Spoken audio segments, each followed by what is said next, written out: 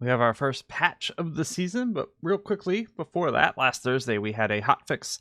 Didn't do much. There was some issue with a special event. People couldn't join with practice or something. And then for the Mercedes-AMG GT4, they fixed a critical loading error when attempting to load this car into a session on the old damaged model. And that was it.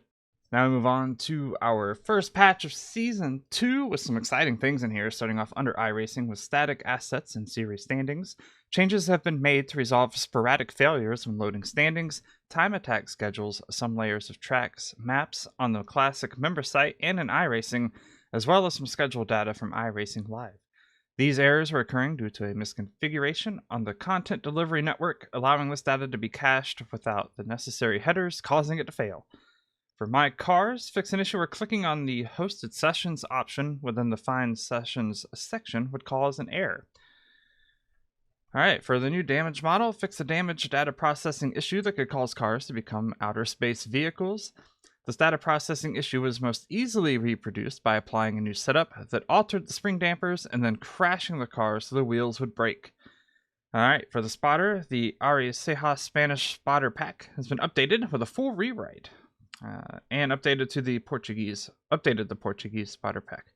For replays, fix an issue that would cause only a portion of a replay to be saved out at shutdown if you had enabled the save replay at shutdown option and had previously clipped. They say clippled. Oh, there's a typo right there. Clipped a portion of the replay out prior to quitting. Alright, for the cars. For the Next Gen Cup cars, fix an issue where the car's black boxes were receiving incorrect brake bias values. Thank you. This is messing me up last week. Fix an issue where scrape damage was appearing on the interface model for these cars. For the NASCAR trucks, updated the vehicle textures for distant camera views. Alright, here's to me, the big thing. Alright, for the ARCA Menards, Chevy Impala, and Gen 4 Cup.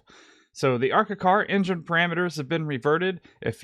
If anyone's out of the know, the ARCA car, which is the old Gen 4 Bush car, got 800 horsepower or something on accident, and everybody loved it, and a lot of us want a Gen 4 Cup car, and so they just said, alright, pick it.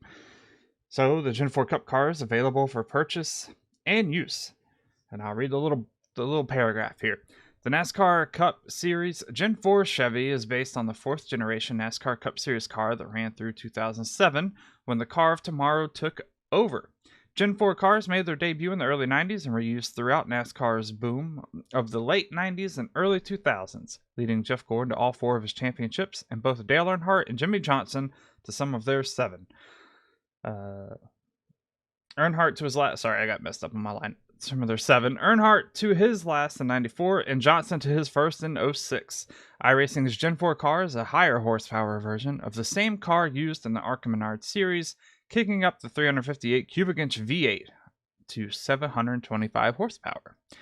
The extra power makes for a more challenging driving experience, and a throwback for those who long for the days of one of NASCAR's classic eras.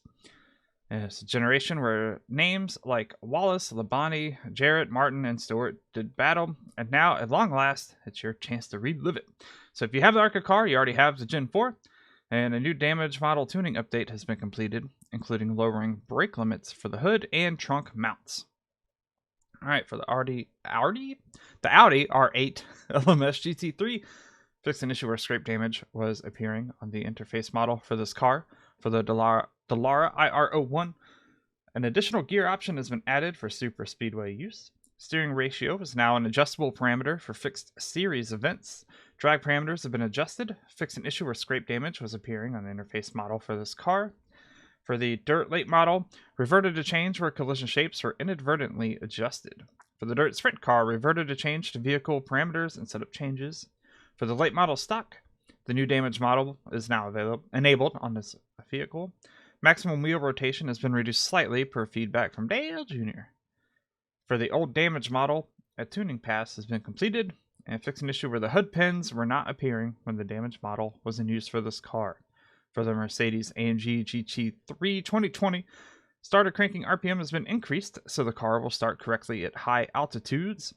For the Mercedes-AMG GT4, fix the loading issue when this car is using the old damage model, which that's what they're supposed to do last Thursday. Maybe that still didn't work. I don't know. They did it again. Why not? For the Mercedes F1W13, fixed a critical loading error when attempting to load this car with the new damaged model cars. It fixed a visual issue with the animated shifters. For the next-gen Camry Cup car, fixed an issue where fender damage was appearing on the interface model of this car. Porsche 911 GT3 Cup fixed an error where fuel mixture controls were enabled. This is not adjustable on this car. Radical SR8 fixed an issue with the setup name for the old Phoenix road course. For the Ray FF1600 cars, fixed a visual issue with the steering arm when it was damaged, and fixed an issue where the nose cone would appear inside the cockpit when the old damaged model was in use for this car. For the Renault Clio RSV, maximum rear ride height adjustment value has been increased. Fixed an issue with the front camber adjustment range. A variety of garage tooltips have been updated. Fixed an issue with a duplicate paint pattern. Handbrake control binding has been removed because the car doesn't have a handbrake. And for the Toyota GR86, vehicle scrape damage at far camera distances has been improved.